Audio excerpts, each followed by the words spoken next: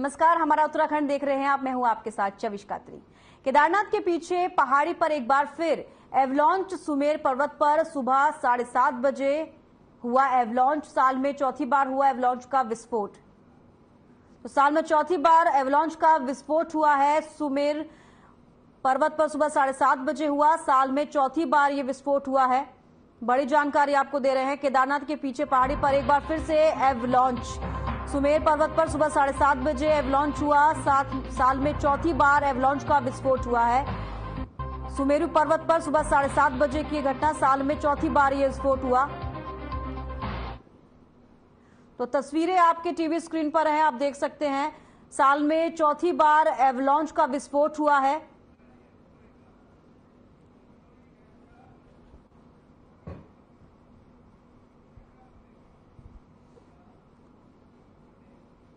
चमोली के मींग गांव में पिछले 6 दिनों से चल रहे पांडव लीला के आज 7वें दिन पांडु राजा के श्राद्ध के लिए गैंडावध का विशाल और भव्य आयोजन किया गया, जिसको देखने के लिए सैकड़ों की तादाद में श्रद्धालु और दर्शनार्थी मींग गांव पहुंचे। और इस दौरान ब्लॉक प्रमुख यशपाल सिंह नेगी, जिला पंचायत उपाध्यक्ष लक्ष्मण सिंह रावत और जिला पंचायत सदस्य के प्रतिनिधि देवराज रावत सहित कई गणमान्य अतिथियों ने भी पांडव लीला में शिरकत की। पांडव लीला के आयोजकों ने बताया कि आजकल उनके गांव में ध्यानियों और रिश्तेदारों सहित गांव के प्रवासियों के आगमन से पूरे गांव में चहल पहल और रौनक लौट आई है। और पांडव लीला को देखने के लिए दूर दूर से मेलार्थी और श्रद्धालु भी बड़ी संख्या में पहुंच रहे हैं। इस अवसर पर ध्यानिया यानी विवाहिता बेटी बहनों और श्रद्धालुओं ने मिंगेश्वर महादेव, मां भगवती और पांडवों को भेंट चढ़ाकर पूजा अर्चना की और उनका आशीर्वाद प्राप्त किया।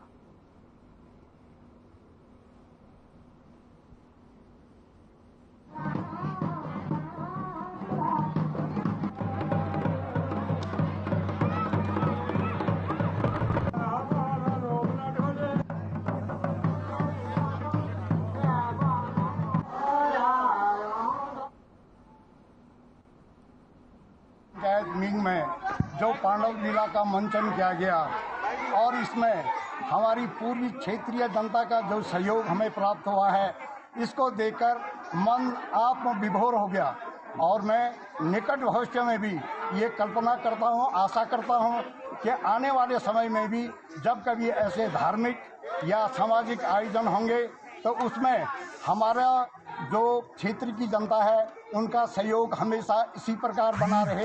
हर बार ये पांडव नृत्य करते रहते हैं और हमें भी मायके का बहुत भावुक है हम अपने मायके से, और हमारा बहुत लगाव है। हमारा जन्मभूमि यही की है, जो कि हमारे मायके में ये नृत्य कार्यक्रम होता रहता है और हम सभी लोगों को हमें बहुत अच्छा लगा है।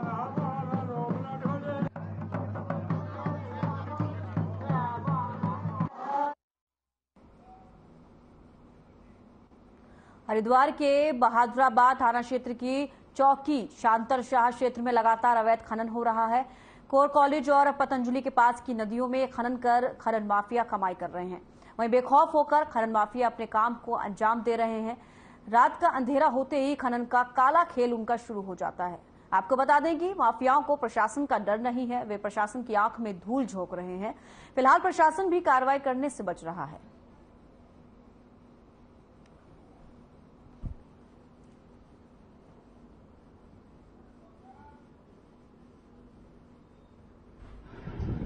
इसमें दो चीजें हैं कि जो हमारे जिलाधिकारी और पुलिस की और खनन की जो है संयुक्त टीम भी बनाई जा चुकी है, जिसमें जो सूचना आने पर समय पर उसमें कार्रवाई की जाती है।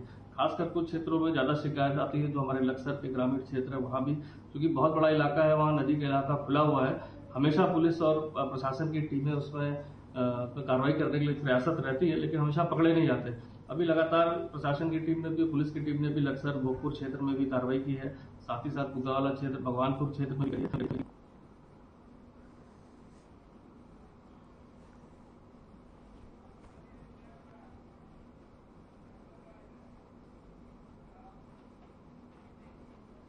उत्तराखंड का शिक्षा विभाग शिक्षा में और बेहतर परिणाम के लिए काफी हद तक बेहतर प्रयास कर रहा है।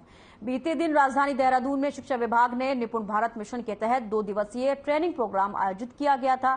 आपको बता दें कि प्राथमिक शिक्षा पद्धति पर अगर नजर डाली जाए तो आमतौर पर देखा जाता है कि कक्षा के 1 से लेकर कक्षा 3 तक के बच्चे बुनियादी साक्षरता, संख्या ज्ञान और सामान्य गणित को आसानी से समझ नहीं पाते हैं।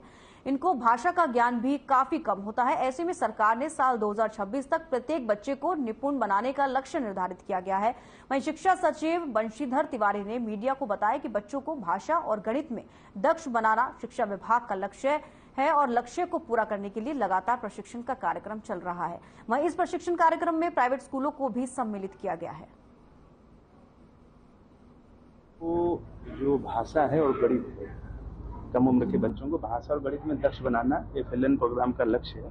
उसके लिए पूरे प्रदेश में प्रशिक्षण का कार्यक्रम चल रहा है ताकि मातृभाषा में बच्चों को भाषा और गणित में दक्ष बनाया जा सके।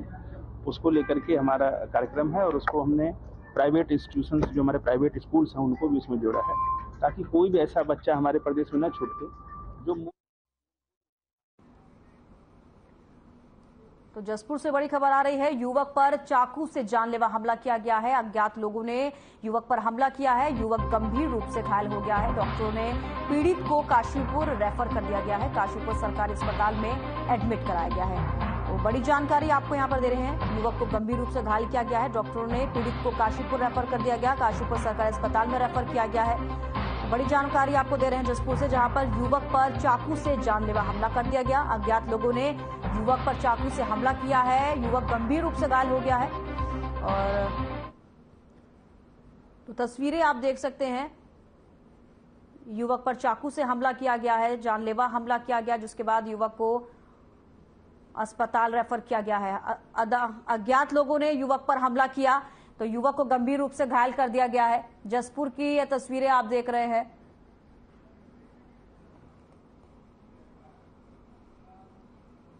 ब्रेक के बाद स्वागत है आप सभी का। खबरों में आगे बढ़ेंगे, जहां हरिद्वार जिले में डेंगू संक्रमण का ग्राफ लगातार बढ़ रहा है।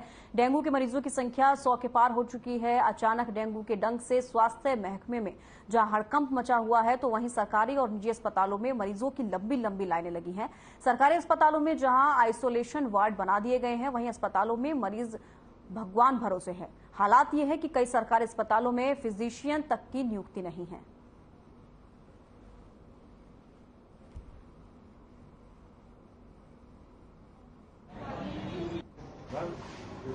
अभी काफ़ी संख्या में बढ़ रहे हैं। इसमें देखिए, अब उसमें नंबर्स बढ़ भी सकते हैं, इसलिए जनपद के जितने भी नागरिक हैं उन सभी से अनुरोध है कि सोर्स रिडक्शन पे हम लोगों को काम करना चाहिए।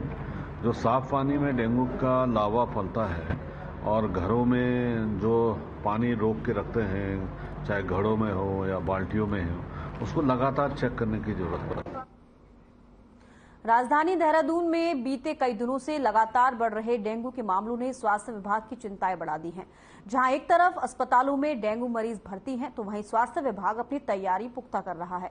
हालांकि स्वास्थ्य विभाग की ओर से किए गए दावे धरातल पर कम ही नजर आ रहे हैं। इसी को देखते हुए देहरादून स्थित ITDA में डेंगू कंट्रोल रूम बनाया गया है, ताकि डेंगू को कंट्रोल करने में एक अहम भूमिका निभाई जा सके। डॉक्टर पीयूष ने कहा कि ज्यादातर शिकायतें प्लेटलेट्स और बेड संबंधित आ रही हैं, जिन शिकायतों का तत्काल संज्ञान लिया जा रहा है।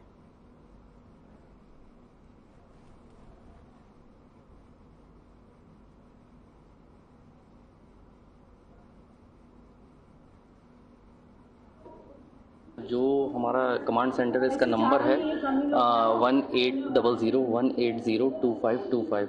इस पे कुछ नहीं करना है, आपको बस कॉल करनी है। आपकी जो भी परेशानी है डेंगू से संबंधित, उसको आपको बोलना है, बताना है। तो हमारे जितने भी डॉक्टर्स हैं यहाँ पे लगे हुए हैं, वो आपकी सारी समस्याओं का निदान करेंगे। अगर आपको प्लेटलेट की दिक्कत है तो आप यहाँ पे हमारे पास फ़ोन करिए, हम कहीं से डोनर अरेंज करेंगे। ब्रेक के बाद स्वागत है आप सभी का। बागेश्वर उपचुनाव को लेकर प्रदेश में सियासी पारा चढ़ा हुआ है और इसी कड़ी में बीजेपी की प्रत्याशी पार्वती दास के समर्थन में सीएम पुष्कर सिंह धामी ने गरुड़ क्षेत्र और बागेश्वर क्षेत्र में रोड शो कर जनसभा को संबोधित किया। सीएम धामी ने प्रेस वार्ता करते हुए कहा कि बागेश्वर की जनता ने पिछली बार अस्वस्थ होते हुए भी उन्हें विजयी बनाया था। बागेश्वर की जनता का प्रेम भाजपा से पहले से है और उम्मीद है कि बागेश्वर में बीजेपी की ही जीत का परचम लहराएगी।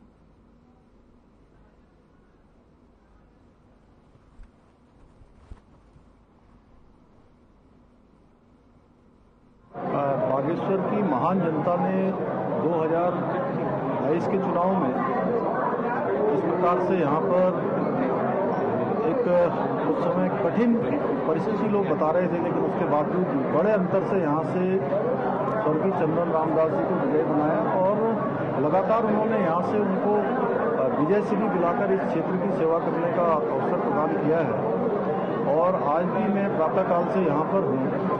जिस प्रकार लोगों का प्रेम, आशीर्वाद, उत्साह और समर्थन में देख रहा हूँ, मुझे लगता है कि एक बड़ी जीत भारतीय जनता पार्टी की होगी। और इस शिव की नगरी बाबा बागनाथ की भूमि से यहाँ के लोग पहली बार मातृशक्ति की प्रतीक के रूप में एक महिला को, एक मातृशक्ति को, स्वर्गीय चंदन रामदास जी की धर्मपत्नी को यहाँ से प्रतिनिधित्व का अवसर प्रदान करेंगे। और वो ऐतिहासिक होगा जो उनके रुके हुए यहाँ पर काम है, जो उनके बढ़ाए हुए प्रस्ताव हैं, उन सभी को वो आगे बढ़ाएंगे, उन सब कामों को पूरा करेंगे। हमारा उत्तराखंड में फिलहाल इतना ही। दीजिए इजाजत। नमस्कार।